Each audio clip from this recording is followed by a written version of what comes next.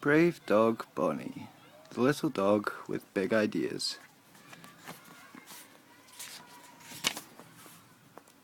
By Belle Mooney.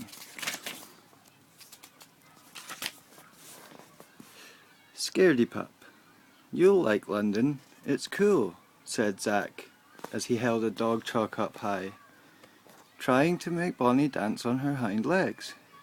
But Princess Daisy, the annoying chihuahua, was racing round the room, so Bonnie needed to keep her dignity.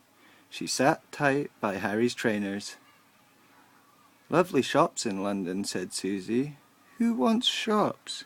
Harry loved hanging out with his friends, but that morning he'd had news that was good and bad at the same time, and now he wasn't really in the mood for talking. You'll have a great time with your dad has, said Zena. But Harry began. He picked up Bonnie and snuggled his face into her silky white ears. That always made him feel better. In his mind, he could see his mum's cross face as she told him that his father had invited him to London for some of half-term. And what was he thinking?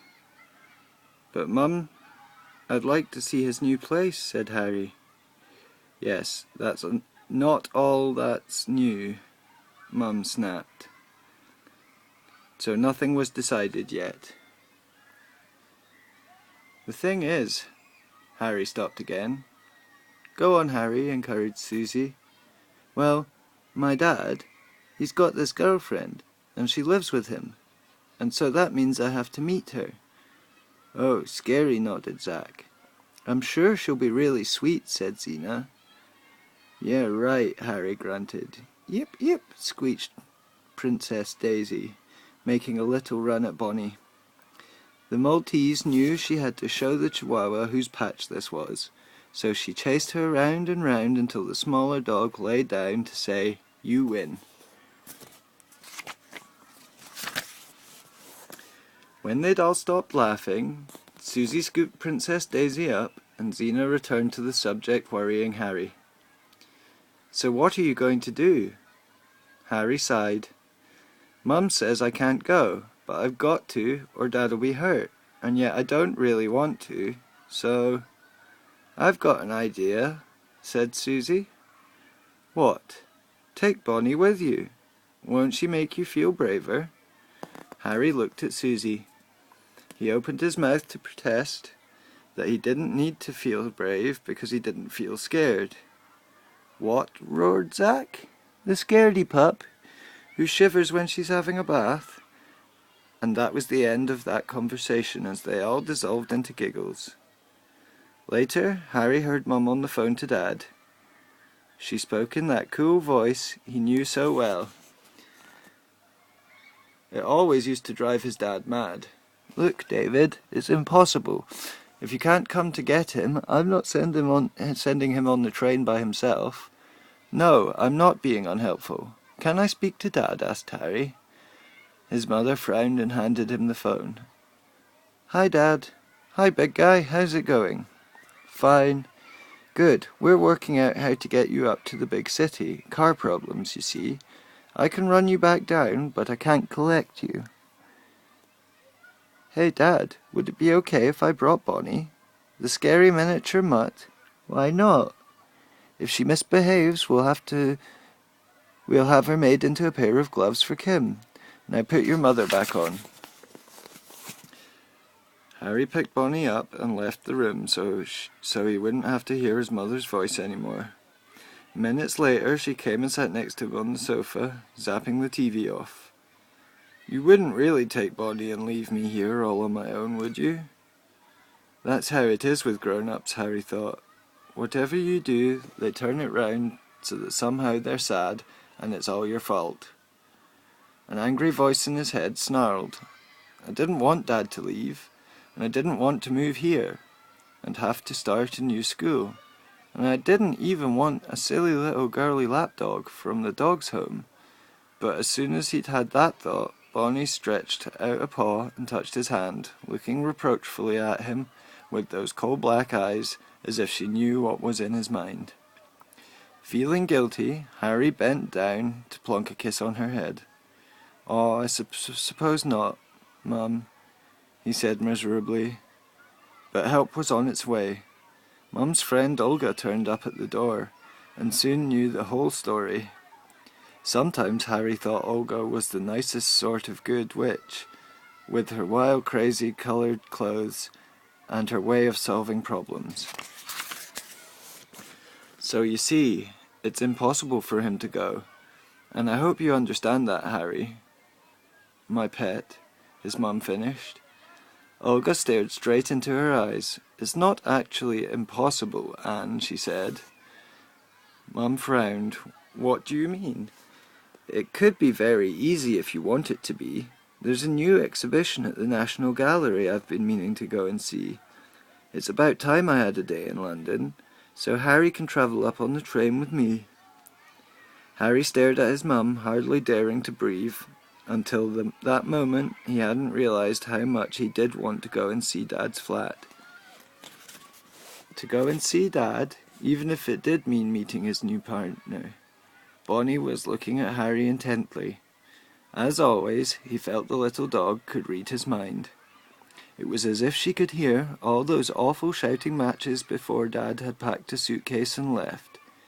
As if she could see how much Harry hated leaving where they'd lived before, and could taste the salty tears he'd tried to hide from his mum. As if she could smell his fear as he'd started at new school, and could feel how his fingers used to curl round the velvety ears of his big imaginary dog Prince for comfort. As if she knew about all of those difficult days. Sometimes Harry suspected that even though she was so small, Bonnie still knew more than they did. Things didn't have to be spoken aloud for dogs to understand. "So you see, Anne, it's easy," Olga chattered on. "And we'll get you organised with lots of lovely things to do that weekend so you won't miss Harry too much." "And Bonnie," Harry added. "Must you take her?" asked Mum. "Won't she be frightened by all the noise, all the traffic?" "Please, Mum," he begged. "Every dog should see London once," said Olga with a smile. "After all, it's their capital city too." And so it was decided. "You'll have to make sure Bonnie's always wearing her collar, just in case she gets lost," said Zena, when Harry went next door to tell her the news. "How could she get lost with me taking care of her?" laughed Harry. Just then the twins' mum swept into the sitting room, bracelets jangling. "Guess what, Harry?" she said. "We've decided to have a big supper party that Saturday night you're in London, and ask lots of old pals we haven't seen for years, and get your mum along too. We'll make sure she has a fab time. Take care of her for you. Good idea, hey?" Harry bent down to scoop Bonnie up, and pretended to wrestle with her on his knee. He needed to hide his face. Mrs. Wilson knew he was worried about leaving his mum, and what she'd just said made his eyes prickle. Suddenly Bonnie jumped down and tore around the room. She'd grabbed hold of the edge of one of the colourful rugs and started to tug at it, growling. "Stop that, Bonds," shouted Harry, glad of the distraction. Mrs. Wilson laughed. Even though the rug was rather smart, Harry liked that she didn't fuss much about things. "Let's hope she doesn't wreck at your dad's new place," she said. "Are you looking forward to seeing it?" "Yeah, it'll be cool," said Harry, suddenly wondering if there'd be a bedroom for him. There was a silence, which Zack broke by chanting, "Super Wabbit, Super Wabbit. Where have you been?" "I've been to London to see the Queen." "Better watch it, Has, or they'll make her into a guardsman's hat," teased Zena. "They'd have to catch her first," laughed Harry, watching Zack try. 2 nights before his journey, Harry realised that his mum had started to look a bit less down, and she even seemed quite excited about Saturday night with the Wilsons. They were eating chicken and jacket potatoes and peas at the kitchen table, and for once Mum didn't try and stop him slipping little pieces of chicken down to Bonnie. "Are you looking forward to London, love?" she asked. "Think so. Do you think you'll like Kim?" "Who's Kim?" he asked, although he knew. "You know perfectly well who she is, Harry. Dad's, friend." "Oh, her. Probably not. Anyway, I expect she hates dogs." Mum bent down and lifted Bonnie onto her knee. Then, to Harry's amazement, she dipped a finger into all the buttery, chickeny juices on her plate and let the dog lick it. "Nobody could dislike Bonds," she said softly. There was a pause. Then Mum reached behind her for the brush and began to groom Bonnie's silky ears.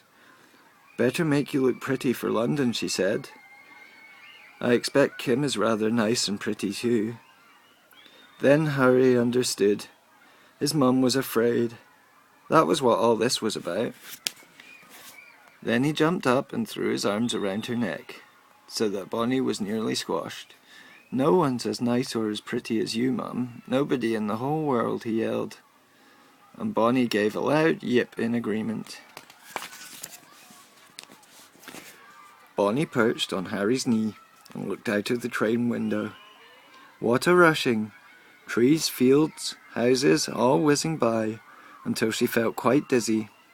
She was trying to draw a doggy map in her head so she could find her way back home, but it was all coming at her too quickly. Whoosh! She didn't like the noise. It made her nervous. People walked past and pointed at her, and once a small boy leaned across and poked her hard. "Doggy woggy, ickle doggy woggy," he screamed. His mum pulled him away. "Leave the little dear thing alone, darling." "Thing? I'm not a thing. I'm a very big dog." Olga was talking to Harry. Bonnie could tell he was doing his best to answer nicely, but he didn't want to. Poor Harry, Bonnie could feel how nervous he was. Right through his arms, his hands, his fingers. It was a mixture of wanting what was about to happen, wanting it so much, and then not wanting it at all. Wishing he were safe at home with his mum instead.